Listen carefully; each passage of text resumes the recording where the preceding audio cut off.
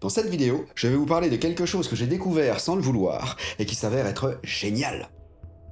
À l'instar de beaucoup de grandes découvertes faites par hasard, les bêtises de Cambrai, la pénicilline, la radioactivité, les rayons X, les Amériques, ce qu'on appelle en anglais serendipity, affreusement rendu en français par sérendipité, j'en ai fait une également en changeant mon alimentation dans un tout autre but que la découverte qui fait l'objet de cette vidéo. Je m'explique. À l'issue des fêtes de Noël Nouvel An 2015-2016, je me suis regardé à poil un matin dans la glace et je me suis dit « Alors là Coco, si tu fais rien dans 5 ans, soit tu es obèse, soit diabétique, soit les deux. » Et ça m'a fait froid dans le dos. Alors en écoutant que ma détermination à venir à bout de ces yo-yos interminables, j'ai décidé de faire audit de tous les trucs pour maigrir que j'avais pu glaner ci et là au fil de mes années d'adolescence, puis de jeune adulte, puis d'adulte tout court, et qui avaient un tant soit peu marché et m'avaient permis de perdre un peu de poids temporairement. Alors je dis temporairement, car à chaque fois je les reprenais ces putains de kilos. Mais tous ces petits trucs avaient quand même marché à un moment donné. Comme disait Fernand Reynaud, ça a eu payé.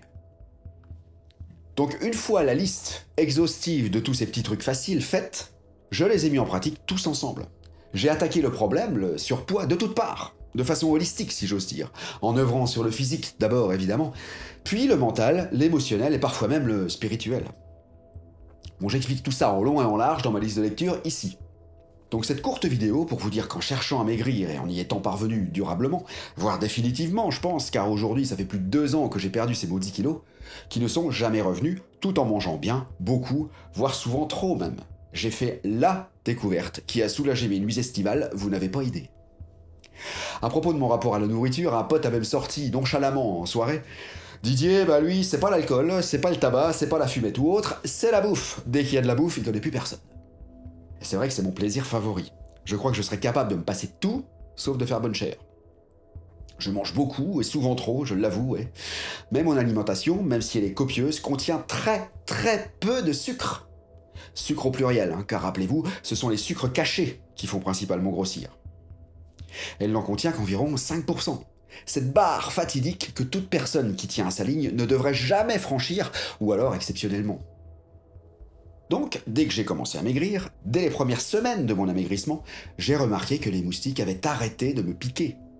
Je les entendais, ça leur arrivait de me gâcher mon endormissement, oui, avec leur maudit zzz, mais ils ne me piquaient pas. Et avant tous les étés, je vous assure, si jamais j'avais le malheur d'oublier de brancher mon anti-moustique, je n'étais qu'une piqûre au réveil. Je me souviens d'un voyage en Suède avec un pote, même à côté d'un lac. Bon, je sais, c'est pas très original, hein, car en Suède, où que vous alliez, ce sera forcément à côté d'un lac. On passait notre temps à neutraliser ces putains de piqûres avec nos cigarettes. Et oui, à l'époque, je fumais, hein, le tabac n'était pas encore tabou, et je n'en étais pas encore venu à bout. Technique piqûre-clope que je vous expliquerai peut-être dans une prochaine vidéo. Mais ici, cantonnons-nous à cette sérendipité. Je ne sais pas pourquoi, je ne suis pas biologiste et encore moins médecin, mais toujours est-il que depuis que je mange 10 fois moins sucré, les moustiques me foutent une paix royale. Ça fait plus de 2 ans que je n'ai pas eu une seule piqûre. Et pourtant je dors à poil. Hein. On dit que les femelles moustiques piquent car elles ont besoin des protéines du sang pour pondre, etc. Mais moi, la protéine, j'en mange, croyez-moi. Et le gras aussi. Mon alimentation est grasse. Bon, à 80% de bons acides gras, soit, mais grasse quand même. C'est-à-dire des oméga 6, des oméga 3, assez peu de graisse saturée, sauf l'huile de coco. Cette graisse, bien qu'elle soit saturée, est très digeste et beaucoup moins nocive et encrassante comparée aux autres du même type. Bon, j'y reviendrai. Au passage, encore une preuve que ce ne sont pas les matières grasses qui font grossir, car avec tout le gras que je bouffe, je vous assure, je serai obèse.